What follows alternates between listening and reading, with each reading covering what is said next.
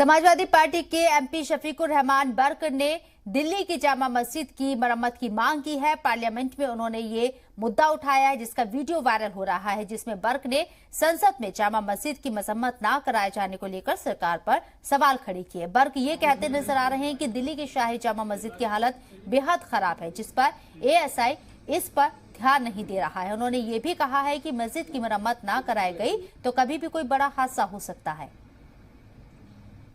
मुझे इस बात का अफसोस है कि जामा मस्जिद दिल्ली की हालत काफ़ी ख़राब और ख़स्ता है, जिसके लिए फौरी मरम्मत की ज़रूरत है। कोई साल से जामा मस्जिद की मरम्मत और देखभाल एएसआई नहीं करा रहा है, जबकि बड़ा गुंबद और मेस्टाइन फ्लोर बहुत खस्ता हालत में है, जिससे कोई बड़ा हादसा हो सकता है। लिहाजा आपसे मेरी पुरजोर गुजारिश है कि जामा मस्जिद दिल्ली की मरम्मत कराने के लिए सरकार एएसआई को हुक्म जारी करे कि वो फौरन उसकी मुकम्मल मरम्मत कराए और हमेशा देखभाल रखे, ताकि नुकसान होने से महफूज रह सके और कोई हादसा न हो पाए।